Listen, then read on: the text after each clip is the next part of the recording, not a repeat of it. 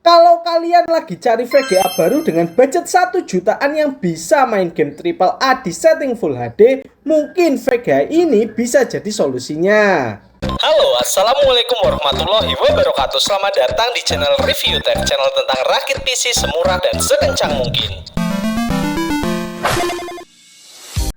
Halo teman-teman, selamat menunaikan ibadah puasa ya. Semoga kita semua dilancarkan dalam ibadah kita, dan sampai 1 bulan ke depan semoga tidak ada puasa yang bolong. Amin. Kalau saya ditanya VGA baru dengan performa paling oke di bawah harga 1,5 juta adalah RX 580 8GB 2048SP. Sayangnya ini walaupun VGA baru adalah VGA refurbished X mining dari Cina. Jadi ada beberapa kali saya pakai VGA ini dan bermasalah VGA-nya. Untungnya ini VGA baru ya, jadi ada garansi dari distributornya. Bisa ditukar ganti unit baru. Itulah enaknya beli VGA baru.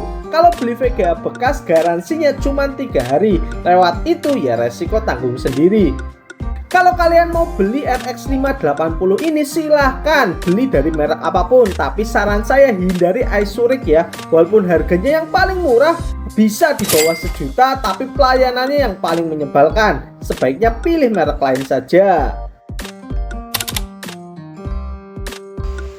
RX 580 2048SP 8GB GDDR5 dari Faro. Waktu beli VGA ini cuma dapat kotak dan CD drivernya. Tipikal VGA low budget. Punya 2 kipas dengan 1x6 pin power. Outputnya ada 3, 1 HDMI, 1 DVI, dan 1 DisplayPort. Bagian belakangnya tidak ada backplate-nya ya, dengan garansi distributor 1 tahun. Untuk spesifikasinya memiliki VRAM 8GB 25-bit GDDR5, GPU clocknya 1125MHz dengan memori clock 1650 MHz, TDP-nya 150W dan sudah di DirectX 12. VGA ini jalan di PCIe 3.0x16. PC kali ini adalah punya Mas Freddy dari Pacitan. Untuk prosesornya saya pakai prosesor yang menurut saya adalah prosesor baru terbaik di bawah harga 1 juta, i3 12100F. Beli dalam kondisi tray, memiliki 4 core dan 8 thread, base frekuensinya 3,3 GHz dengan turbo boost up to 4,3 GHz. TDP-nya 58W dan bisa pakai RAM DDR4 maupun RAM DDR5. Selanjutnya HSF-nya pakai HSF Jonesboro CR1200, HSF 100 ribuan yang performanya oke banget, aman untuk menghandle suhu dari i3 Gen 12. Motherboardnya saya pakai ASRock H610M, motherboard entry level yang cukup lengkap port-portnya. Ada NVMe, USB 3.0 di depan maupun di belakang, dan ada 2 port HDMI outputnya. RAM-nya saya pakai RAM dari Adata XPG D35 ARGB warna putih 8+8GB, 16GB totalnya 3200 MHz. RGB-nya bisa disinkronkan dengan aplikasi XPG Prime. Kita lanjut ke storage ya. Awalnya sebenarnya saya pakai NVMe 256GB, tapi karena butuh storage yang jauh lebih besar buat ngisi game, budget NVMe 256GB ini dirubah ke SSD SATA 128GB dan harddisk baru 500GB dari RX7. Kenapa nggak pakai NVMe? Karena budgetnya sudah mentok. PSU-nya saya pakai GameX VP580 Plus Bronze yang sudah full range input voltage 100-240 VAC. Ini bisa jadi alternatif PSU murah untuk rumah dengan tegangan listrik yang kurang stabil. Dan part yang terakhir, casing. Saya pakai casing Infinity warna putih dengan 3 fan 12 cm RGB. Total rakitan PC kali ini adalah 4 jutaan. Buat yang tertarik rakit PC seperti ini, semua link pembelian ada di deskripsi video ya. Apakah PC ini masih bisa di-upgrade? Pastinya masih bisa ya. Tapi kalau menurut saya ya, mungkin kalau kalian upgrade sebaiknya upgrade VGA-nya saja, minimal ke RTX 4060 atau 4060 Ti. Kalau di bawah itu mending stay saja di rakitan PC kali ini, karena hasil pengujian game di PC kali ini itu oke banget. Kita tahu sendiri kalau RX 580 yang biasa yang bukan 248 SP itu, sahabat PLN, full loadnya bisa tembus 250 mendekati 300 watt. Nah, apakah PC kali ini yang pakai 580 248 SP juga sahabat PLN? Yuk kita cek. Ketika idle sih lumayan hemat ya, cuman 53 watt. Sedangkan ketika full load gaming tembus ke 190 watt. Lumayan boros ya. Kalau mau lebih hemat, pakai casing yang tanpa RGB.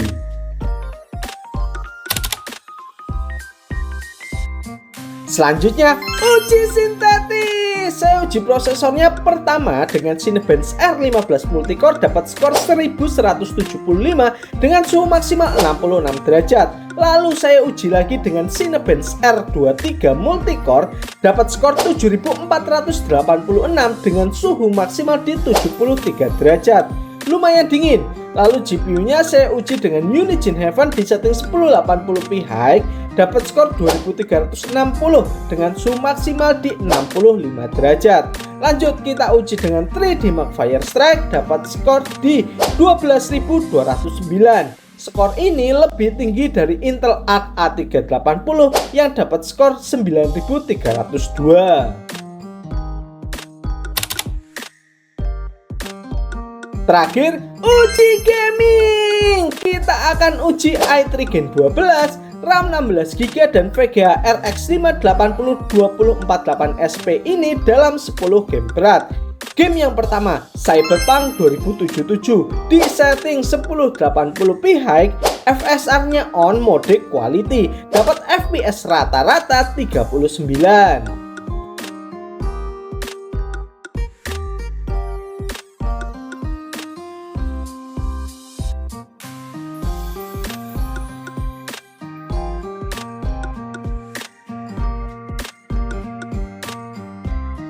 Game yang kedua kita main di game Far Cry 6 di setting 1080p high, FSR-nya on dengan mode quality, dapat FPS rata-rata 67, tapi sesekali ada drop FPS.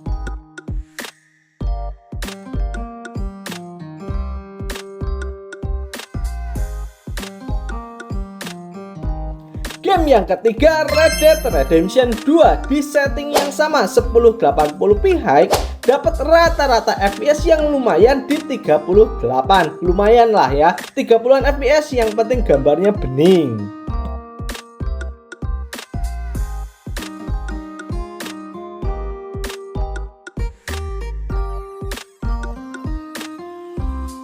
Game selanjutnya GTA 5 Offline di setting 1080p very high, dapat FPS yang sangat tinggi di 80 sampai 100-an FPS.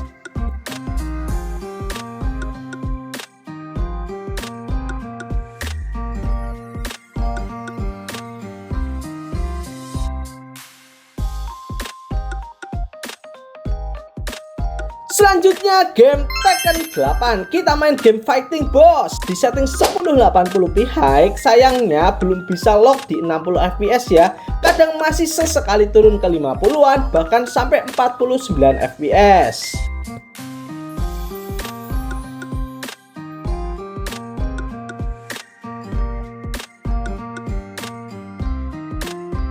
Game yang keenam, Assassin's Creed Origins di setting 1080p high, rata-rata FPS-nya dapat di 52.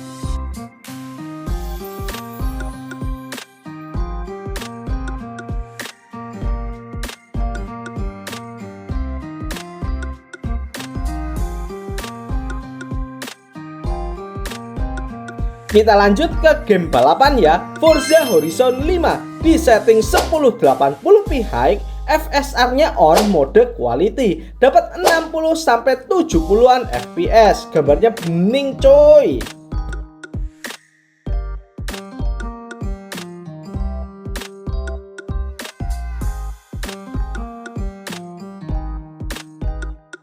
Kita lanjut ke game yang ke-8, Shadow of the Tomb Raider di setting 1080p high, dapat rata-rata FPS yang lumayan tinggi di 59.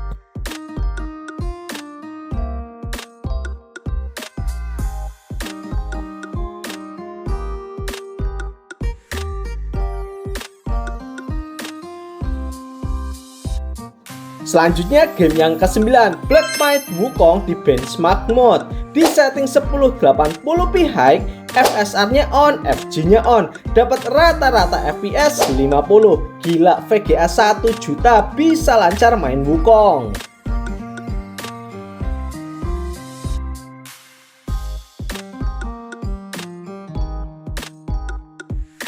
Dan game yang terakhir, Dynasty Warrior Origins. Di setting 1080p high, dapat FPS antara 30 sampai 40.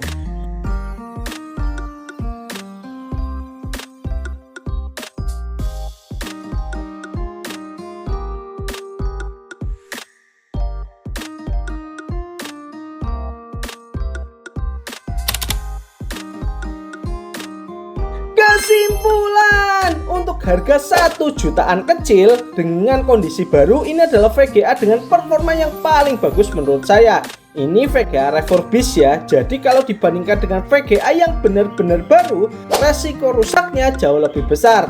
Tapi tetap ada garansinya. Jadi misalnya VGA-nya rusak, selama segelnya utuh dan bukan human error, bisa diganti unit baru. Walaupun biasanya nunggu barang digantinya sekitar 3 minggu sampai 1 bulan.